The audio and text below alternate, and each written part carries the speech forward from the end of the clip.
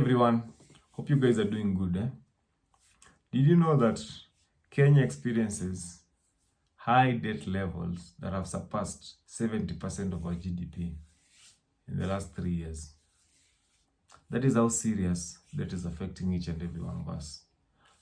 Kindly stick with me as I share with you how best you can limit or reduce our debt. Thank you so much, and my name is CP Richard Jobiese. Love you guys. So how can we limit or reduce our debt levels? How can we work at putting this debt down?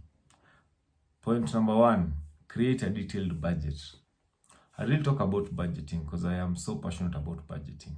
It is important to have a detailed budget that spells out your income and your expenses. In this budget, your income must be pegged on your expense must be pegged on your income. You cannot spend what you do not have. Even Peter, remember telling the beggar at the beautiful gate that such that I have I give unto you. You only give what you have. You only spend what you have. So if you want things to work for you, make sure you spend 50% for needs, 30% for savings, 20% for wants. That's it. Point number 2, prioritize high interest debt.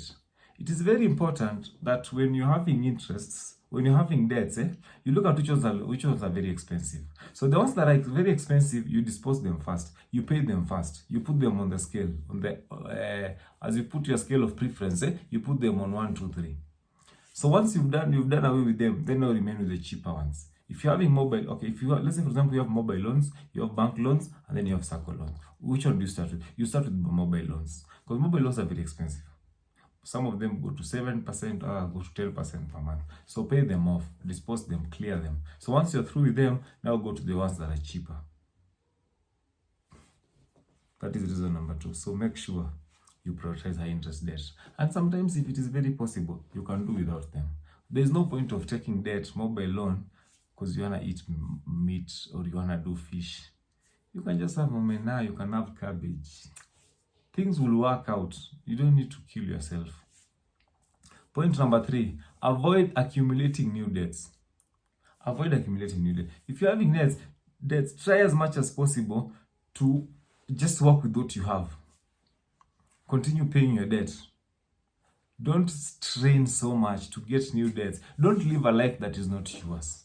Maintain your life. Live within your means. Don't take debt to, even if you're starting a business, try as much as possible to avoid that debt. Because sometimes you never understand the dynamics of businesses and how the economy will operate or how your projections will just work out. Sometimes you might expect customers to buy, you might expect suppliers to maintain their prices for the costing, you might expect a few things, but you never know what happens tomorrow. Sometimes the dollar becomes very high. If it goes high, maybe most of your raw materials or part of your cost of production is imports, what happens? It has to go up. So sometimes it's very important and very sober that you avoid accumulating your debt. Thank you. Let's go to number 4. This is what we call, you can decide to take all your debt and consolidate them. I love what some banks do. They actually give you a top up. Or let's say, for example, they buy other loans. If let's say, for example, you're having a loan in one bank and then second bank and third bank, you realize one bank tells you that they are able to help you offset all the other loans that remain. I think that is also very important. Sometimes it is important you consolidate all your debts. Put them together such that you know what you're working towards. Because sometimes you really never know what you're doing. You don't know whether it's A, it's B, it's C, or it's D. So, ladies and gentlemen, it is very important, extremely important, that you consolidate your debts such that you know where you're working from, you know how you're working it out, and you know how best you're doing.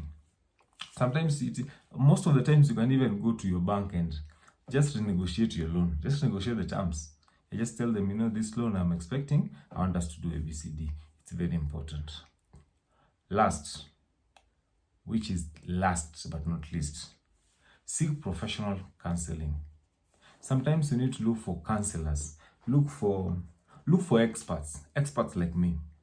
People that have spent most of their years understanding finances. people whose experience have spanned more than a decade, just to understand how best can you do this thing.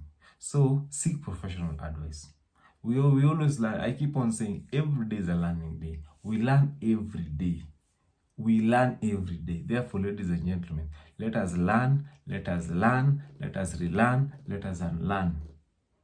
Very important. So once you seek professional financial advice, you will know how best to do it. And that's why we are here. We will help you see things that you don't really see. We help you see the underlying factors in every financial instrument. Thank you so much. God bless you. My name is Jobiese. If not subscribed, kindly subscribe, because every day we help each and every one of us. We share knowledge and we make sure everybody learns. God bless you.